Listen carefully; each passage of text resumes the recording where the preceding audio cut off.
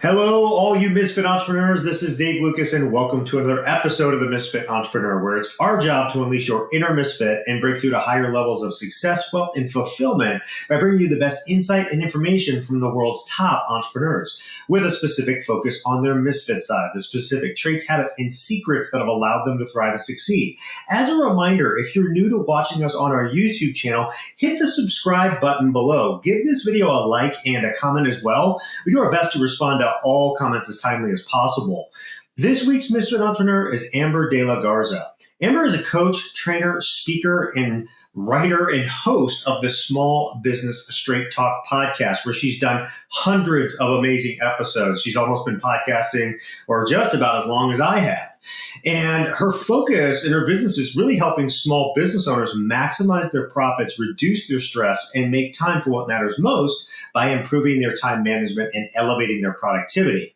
Amber's work's been featured everywhere from Fast Company to the Huffington Post. She's worked with companies like Pepsi, Cartier, and MGM Resorts. You know, as entrepreneurs, the most precious thing that we have is our time, and we need to do our best to maximize it and get the most out of it. So I've asked Amber to come on to share her best advice, strategies, actionable tips on how to be your most productive. So Amber, are you ready to unleash your inner misfit? I am ready. Thanks for having me. Well, it's a pleasure to have you on, and it's rare, like I mentioned, you've been podcasting, as long as I have almost, and so it's interesting to come off another host that's been doing this long and everything. So you see so many different things over time in doing this. So I'm really excited about this interview today, because I know a lot of times we take some of the best practices and stuff that we've learned from others that we've even interviewed and implement them. So why don't you start by telling us your story? Take 5 minutes or so and just tell us, how'd you get to where you're at? Yeah, thanks for asking. So like any good story, origin story, there's a lot of dots that connected over my career. And when they're happening, you don't know they're happening, but in hindsight, they seem so clear. I actually was initially into real estate. I went to college for real estate and business management, got licensed, sold. I hated selling real estate. I gravitated more toward the brokerage side, brokerage management, operations. And so that's where my career led me. And during that journey, I actually became trained as a business coach specifically for real estate professionals and how to leverage by growing their team. And during that time, it was exceptional coaching and frameworks. But my experience was I was working with incredibly successful, high achieving professionals. And yet they would come to each coaching session and say, I have no time to work on my business. I'm too busy working in my business. I have these really big goals, but I don't have the time to actually execute on those actions that I know are going to get me there.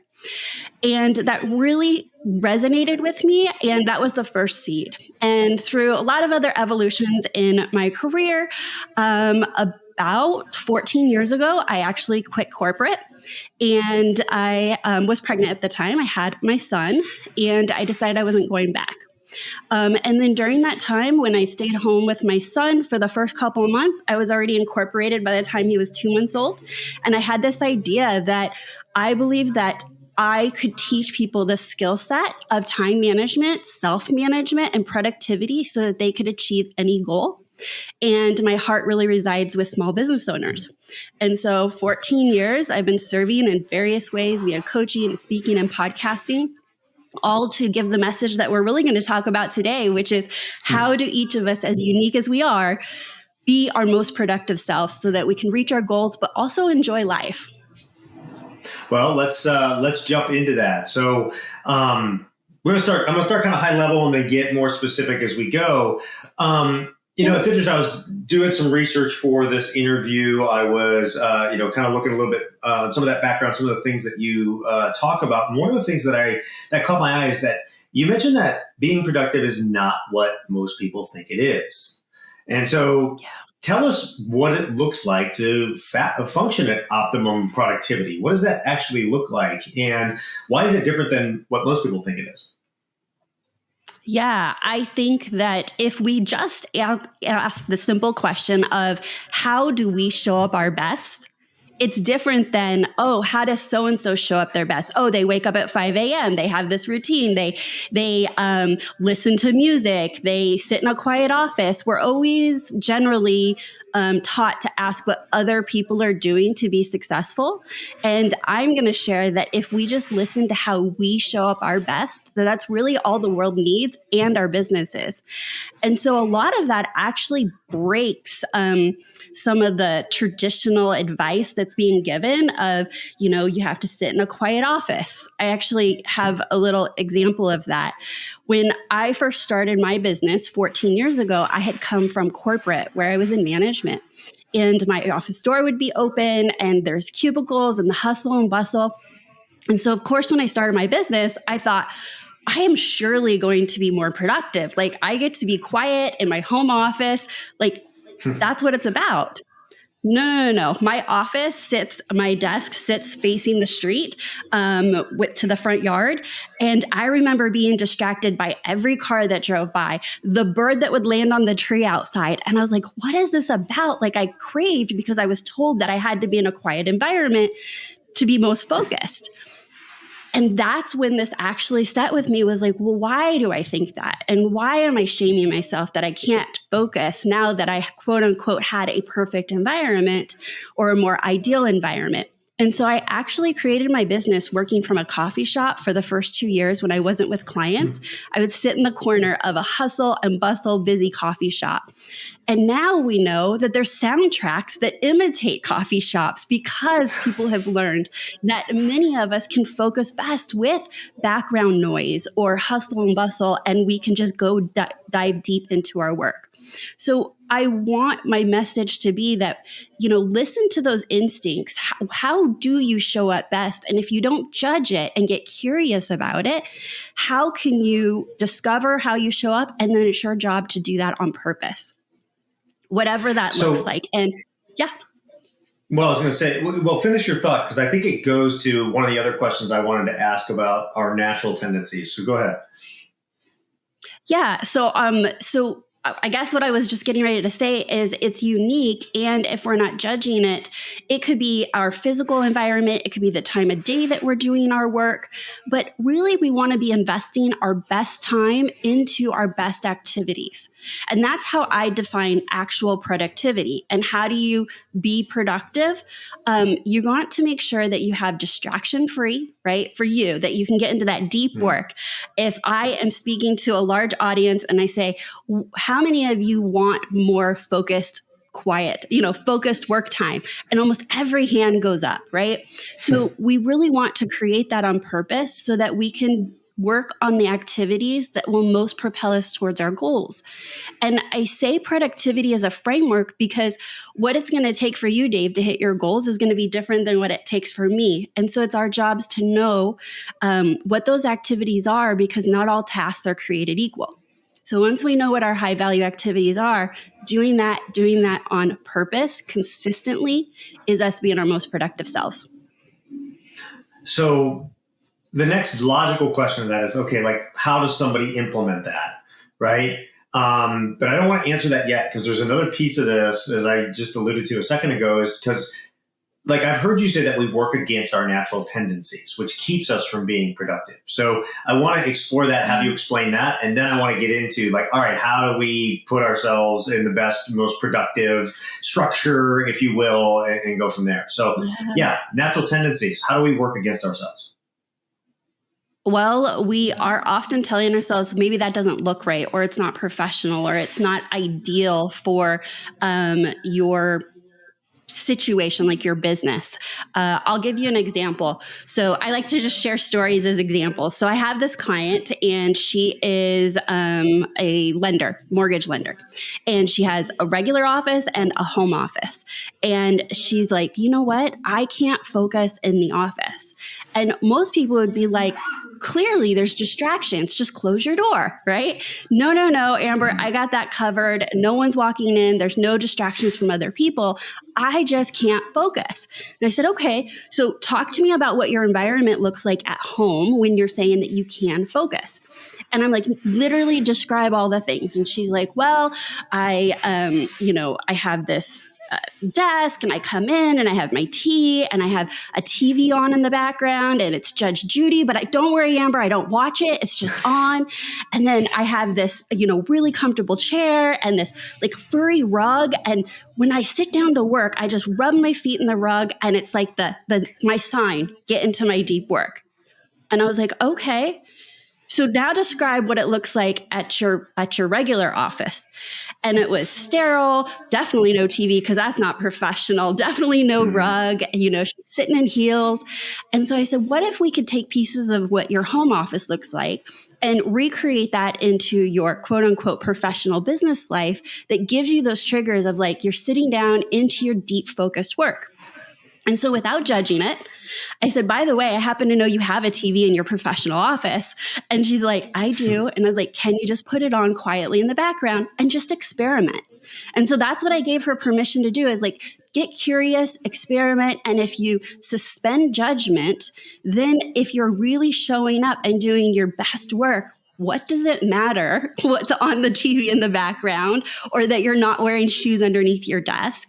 And that's like, kind of like an exaggerated example. It's a true one, but it's also going to show up when people are saying, well, to have a balanced life, you shouldn't work at night.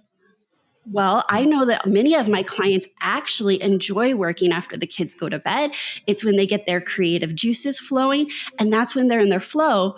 But people are telling them they shouldn't do that. So then they don't. And I believe they're robbing themselves. So what if you just got curious, experimented with it, and then set it up on purpose? So that's really interesting because I kind of figured out this, I guess, on my own a long time ago. Like there's these kind of zones that I've learned about myself through the day when I'm most productive and when I'm not, right? And I've actually heard you talk about having like a really structured life or whatever. It actually isn't the way to go, but I've actually found that structure works really well for me. And part of that's because I run multiple businesses. Obviously I have podcasts to do. I compete pretty heavily in Ironman. So I have a lot of training every day and stuff, some days, 2, 3, 4 hours worth of training, weekends longer. So I have to like structure and plan and get everything in. But I found that like, if I do my workouts in the morning, that energizes me. So that time between like, 8:30, 9 o'clock till about 11:30 is I'm really super productive. At that point, I need a break, right? So I take a break and do that sort of thing. And then I've got that another block that's kind of the afternoon where I'm really productive. I'm not great at night. I actually, my wife's more of a night owl. I'm not, right? So I actually will go to bed earlier. Yeah. She'll actually do some of her work. And so we've kind of learned how to balance like with our, child and our lives and all that stuff on how we can help each other, be our best at the times that we're our best, right? To maximize our, just our lives and, productivity and all that stuff. And so I do agree. You have to be curious. It's kind of a personal journey on things. I guess, like, how does someone go about like starting improving their productivity? Like, what are the things that you would advise them to do? Like, take inventory or what? Like, what are your thoughts? Well, I want to make sure I heard you correctly, and I may not have, but I actually do believe in structure, a lot of structure. Okay. I actually have a ton of structure myself, but I think there's structure with flexibility and structure in the sense of my color coded calendar and everything goes on my calendar and is planned does not necessarily work for someone else. And I'm not trying to say it's a one size fits all. So I would actually say I'm more similar to you. But there's got to be space for people that are not quite there on their journey of structure or simply desire more flexibility. I actually believe that many of us business owners have created businesses for freedom and flexibility, and it's a double-edged sword. It's the very reason that you may not be reaching your goals, that you are not being most productive, is because you may have come from a world where structure was put upon you, and that's what you didn't like. But I actually think it's exciting to think about, well, when you create your own structure, who cares if it's called quote unquote structure? You created it. So there's a lot of freedom in that. And so I just wanted to speak to that, is that I think there's structure with flexibility. And no, that's a good point. Thanks for making that. Oh, no worries. And then to answer your specific question, the first place that I recommend everybody starting to be more productive is to move themselves from being reactive to proactive in their business and their lives.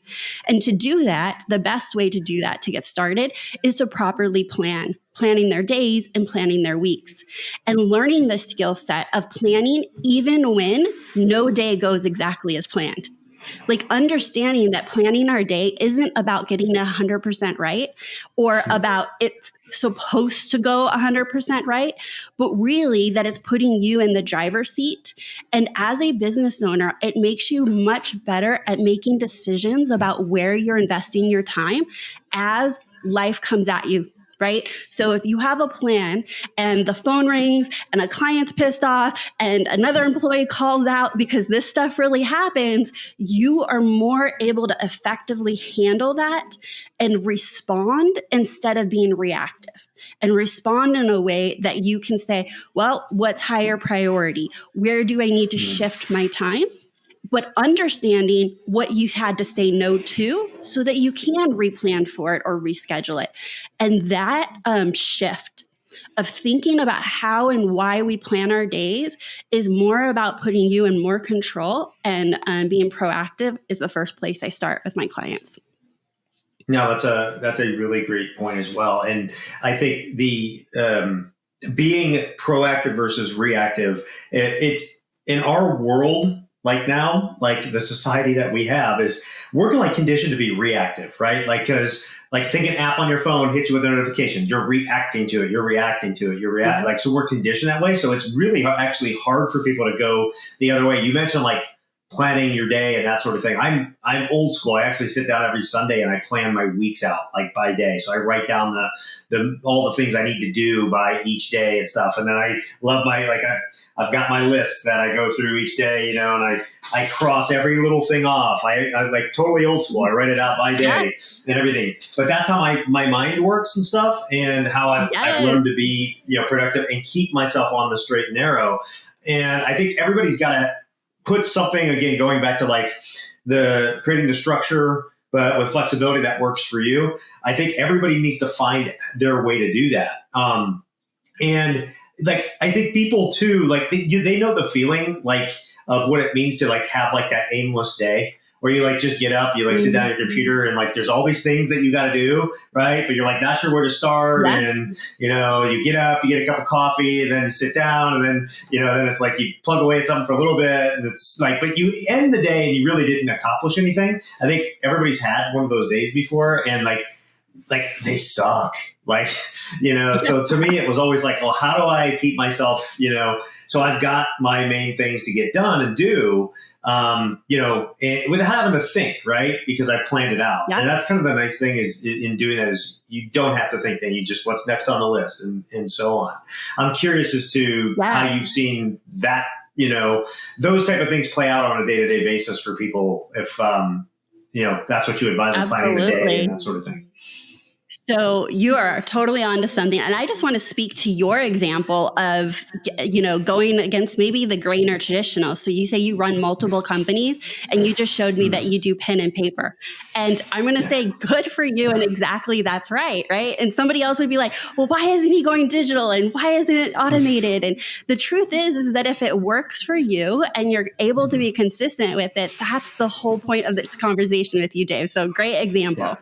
And then I wanted to speak to your planning your week and then down to the specific day. So I like zooming out and planning the week as well. And even further, like the month and the quarter. And then the planning the day, I like to think of it as course correction. Right? So none of us are psychics. If I plan my day on Sunday, I really do not know what has happened between Sunday and Friday. Right. And so because we need to live in this real world, I think, okay, like planning the week is the intention. It's your rock. It's what you are going to be focused on doing. And then real life hits you, and then planning the day is the course correction. How do you get yourself back on track? How do you refocus? How do you reprioritize if you need to reprioritize? So they go, my belief is they go in conjunction, and the daily planning is so that you can hit that goal of what your weekly plan was. And then you spoke about something that is incredibly important as business owners. So we all have heard decision fatigue. And as business owners, we make a lot of decisions. And not all decisions are created equal. We are sometimes making some big decisions in our business. But we do get beat down by a lot of other decisions that may not have that same impact. And when we can separate the decision making from the doing, we're using two different parts of our brain. Okay. And for me, when I'm planning my day today, today's day could have been a dumpster fire, right? Like something could have happened, and I'm pretty optimistic. And so what happens tomorrow? Everything good happens tomorrow. It's like, okay, I'm going to hit a reset. But I can also say, well, what didn't get done and what did get done and what new priorities? And so if I make the plan today for tomorrow, my job tomorrow is to work the plan and not negotiate with myself and really just show up as my best employee, right? Like if you had a team member that you created a task list for and they came in and they were like, I don't actually feel like doing that today. I really want to do this other thing. They would not be employed long. Except for as business owners, that's sometimes how we treat our days. And so if you can separate the two, it actually helps with our mindset. It preserves our energy for decision making so that when the inevitable thing comes up during the day, we are more able to handle that at a high level than after we've decided 100 things before noon. And most of that is, well, what do I need to do next? And what does my email need from me? And what should this appointment canceled. What should I do next? And all of this decision making is drag and slows us down and wastes a lot of time throughout the day. So that I don't usually get into that on a podcast. So that was a great question. But there's a lot behind why I say planning our days. And much of it is about how it affects our mindset so that we can show up our best during the day. Yeah, you know, and again, you mentioned like doing it by hand. I do it by hand because for the way I learn, right? If I write it, and see it and everything, it's like the physical act of doing it does it for me. So everybody's different. We were talking about day to day. We talked about planning your day and talking about, hey, look, things are going to come up. It can get you can get you're going to have to deal with them, but you still got that plan. You can get back to it, and you can ensure you're being productive and getting things actually done and moving the needle. One of the things that I found that has been very helpful, and I'm really curious to your thoughts on this, is I actually, a long time ago, I sat down and I said, okay, I was running a business, having a ton of employees, and all the time things were getting put on my calendar, getting put on my calendar. And so I'd start off with, a plan for the day or the week even, and all of a sudden, it would all change because all these meetings and this and that would happen. So I said, I got to take back control of this. And so what I did is I blocked out all these times on my calendar for literally lunch is blocked. These different things are all blocked. Those specific times for me to be productive are blocked. So all that's left, okay, is the only things I would allow people to book on my calendar.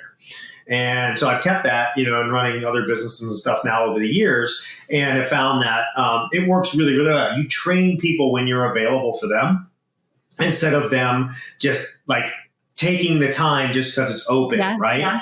And I think that relates really well to most people nowadays because we do a lot with our calendars. Most everybody has a calendar in their business, right? So I'd love to hear your thoughts on time blocking like that and other little tips to be proactive or productive on a daily basis.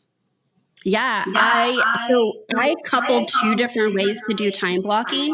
So one is probably the traditional of every Monday looks the same, it's blocked out, and Tuesdays are available for appointments and all of that.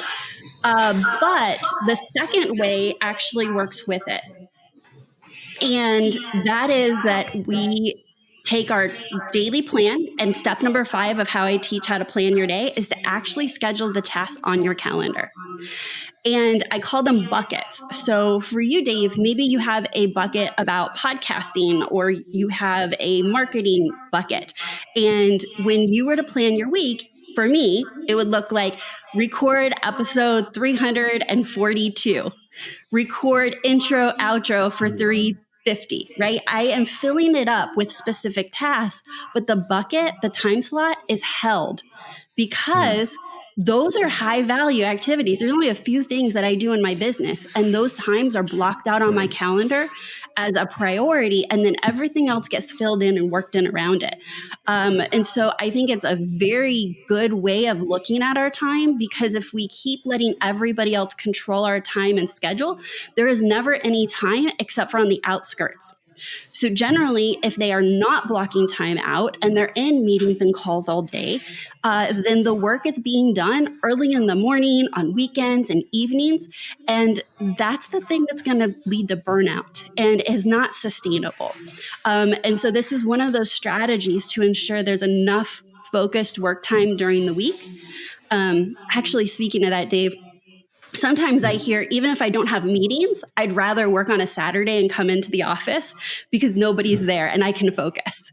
And so when I hear those types of things, it's not necessarily always about time constraints, but maybe, again, going back to environmental.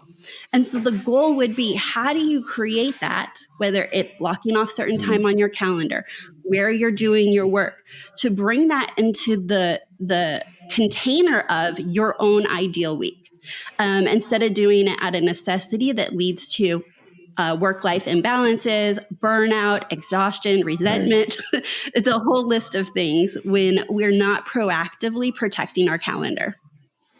No, that again, I think it's these are little things that I've learned over the years and picked up from like others talking like yourself on the podcast and stuff. And, I think, again, you got to do it in your own way, but I think as an overarching thing, you have to take back control of your time as an entrepreneur and, as a business owner, because you really need to focus and maximize the time that you have and not let others, take it away for things that probably aren't that important in the end. Right.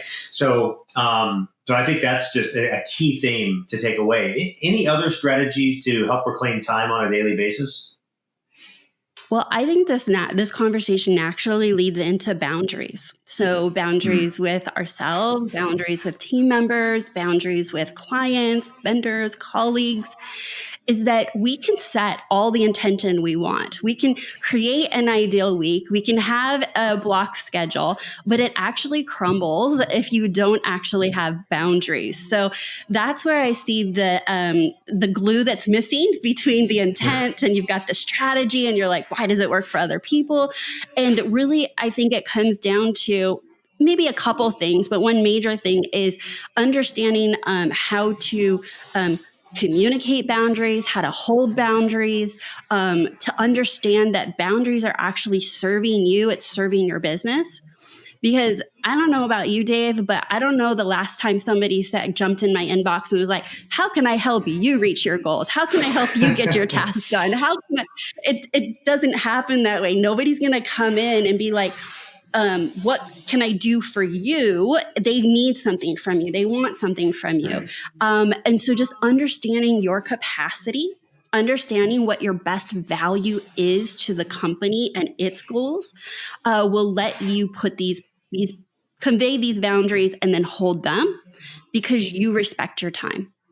And I think I can succinctly wrap that up to say that if you don't respect your time, nobody else will respect your time. It first comes from you. And it's going to come from you in the way that your relationship with your time and how you're managing it. That leads me to think too, there's kind of thought that's in my head as entrepreneurs, we don't just have to maximize our productivity, but we have to maximize or do our best to maximize our teams as well. So obviously boundaries are a part of that, but what are your thoughts or maybe some of your best strategies for an entrepreneur to help improve the productivity of their team, not just themselves? Yeah. So as a small business owner, we're generally leading a team or we're leading some sort of management that is in return leading the team. And my advice is to understand that that's probably one of your highest value activities is leading your team. And that there is very few places where you can invest your time and get a multiplier on your time. And that's going to be leading your team. And the way that looks like, for example, for me, is that each day I have blocked off part of my morning routine.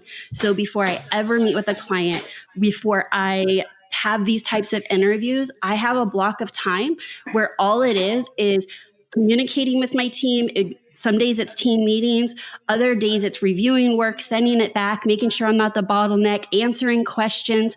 Because if my team is set up for success, they're working the rest of the day with little input from me so that I can go do my highest value activity, and so can they. But when that time gets squeezed out because we think, oh my gosh, if I have to, delegate one more thing, train one more thing, explain one more thing. What if we flip that and said, we get to, because when they are best equipped, they are actually multiplying our time. Yeah, I think, the point of we get to is a really important thing too, right? We don't have to do these things, right? I mean, there's some things we have to do, but in reality, we get to do these things. And it's a little bit about mindset around this stuff too, right? The mindset you take into your day, the mindset that you take into just how you approach your work, it definitely has an impact on your productivity. And so, that point of we get to do something instead of we have to, it's like taking a negative to a positive, right? And when you are really positive and excited about something, you are that much more eager into it and focused and really pushing for it to work, right?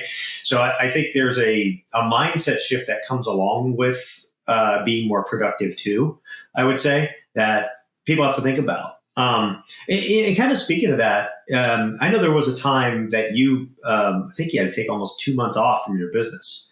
And, but the business was able to still do well and, still there when you came back, all that. So talk a little bit about how you were able to make that happen and maybe some of the things you learned during that time. Yeah. Wow. You really did your homework. Great job. Okay. So in 2021, I got COVID. And I was one of the people that got incredibly sick. I was in the hospital for, I was sick with COVID badly for 2 weeks. And then I was in the hospital for 2 weeks. So a month. And when I came home, my lungs were compromised and I was on forced air, breathing and oxygen, all that kind of stuff. And so it happened very quickly, unexpectedly. And then I was out for 2 months. And then when I came back, it was also a slow roll back into the regular routine. And, it challenged a lot of beliefs that I had, which was good because I do not run my business the same way now after I was able to prove that it could run by itself. Sometimes as business owners, our schedule, our routine, the things we think are really important are based on beliefs that may or may not be true. And when I realized that my team was able to run the business because they were well trained, because they had SOPs, because they had processes, because I had already encouraged them and empowered them to have relationships with my clients, all of those things were investments that I had made along the way for a quote unquote healthy business.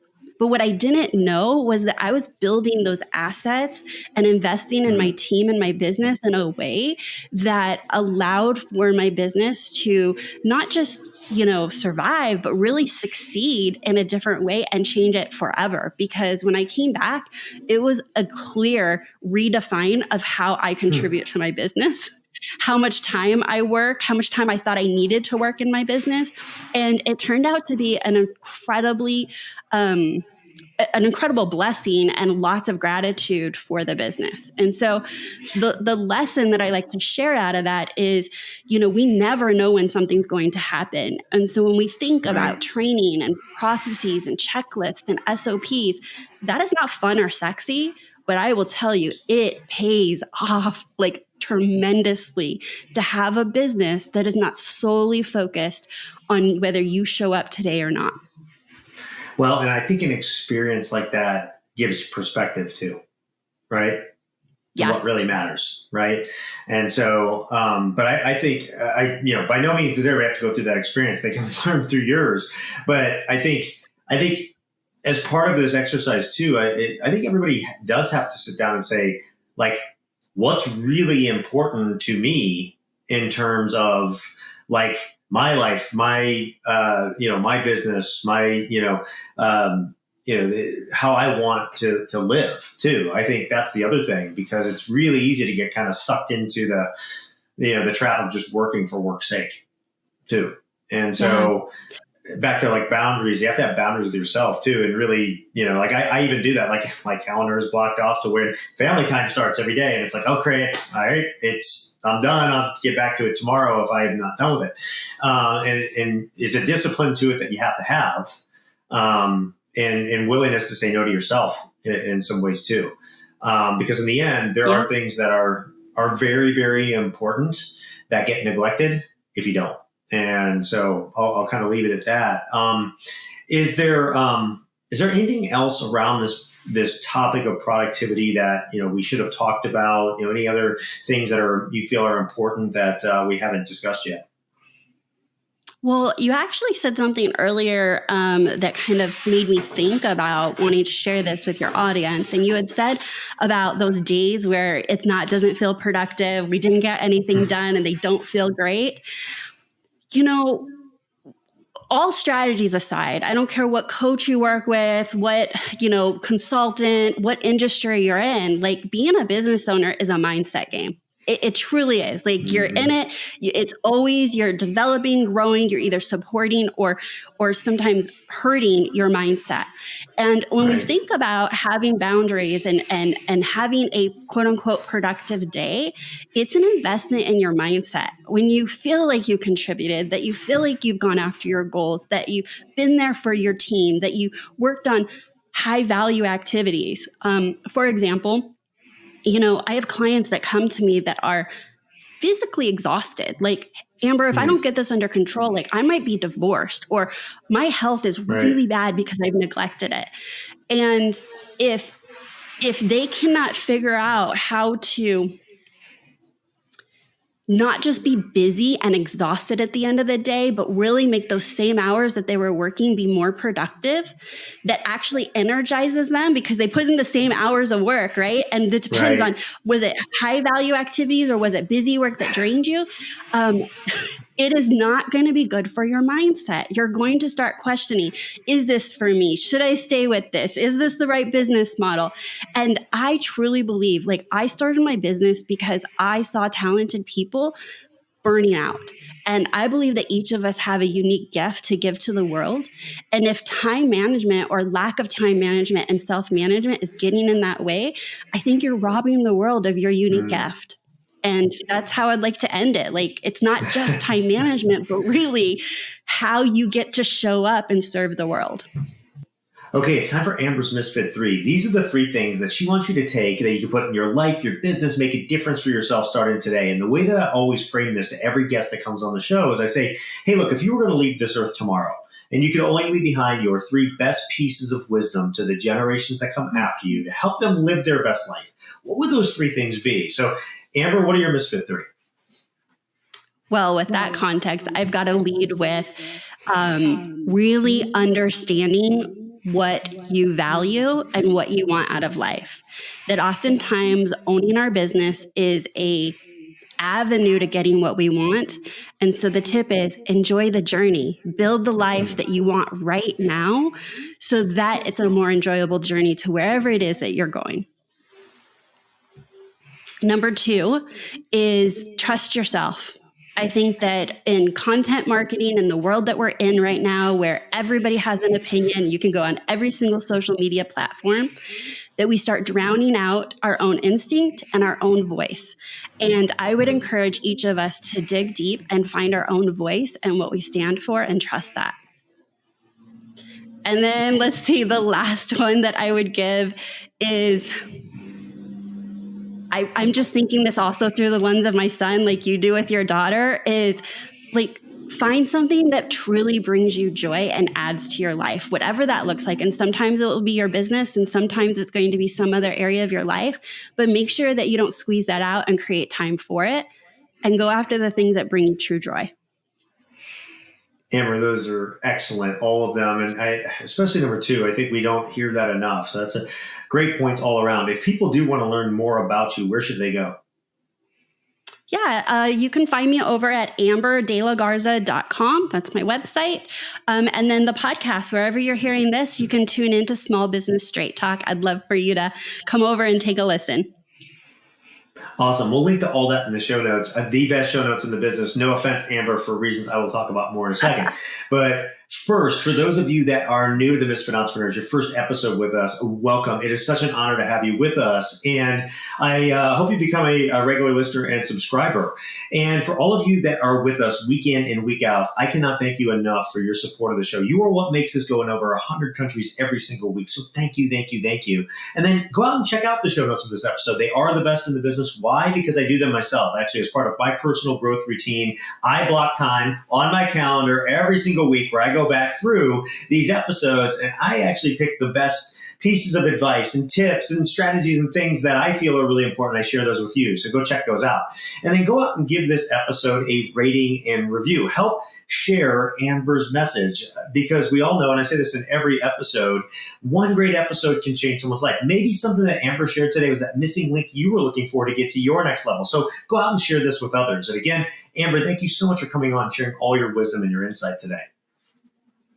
Thank you so much for having me. This was a great conversation.